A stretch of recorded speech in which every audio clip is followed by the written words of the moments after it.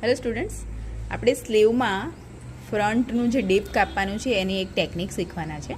એના માટે આવી રીતના સ્લીવને આપણે ફોલ્ડ કરી લીધી છે અને આપણે જે એની એજ છે, છેડો છે, આ ફોલ્ડ છે, છેડો છે, ત્યાંથી 1 ઇંચ પર માર્કિંગ કરવાનું છે બંને પાર્ટ પર આ રીતે. અને પછી એ જે છે આ આપણું ફ્રન્ટ બનશે, આ ફ્રન્ટ બનશે. તો આ જે બેક છે, બેકનો ભાગ, એને આ રીતે,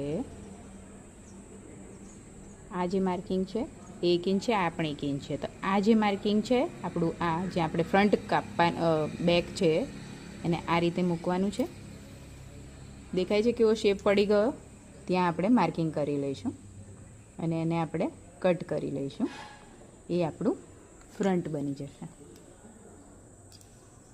તમને જે શેપ કાપતા ના ફાવે તો એના માટે આ રીતે તમે ટેકનિક યુઝ કરી શકો છો. બરાબર છે. હવે એ જે આપણે માર્કિંગ થયું એને આપણે કટ કરી લઈશું આ રીતે. એટલે આપણને ફ્રન્ટનું જે ડીપ છે એ મળી જશે. જોઈ શકો છો તમે. ઓકે.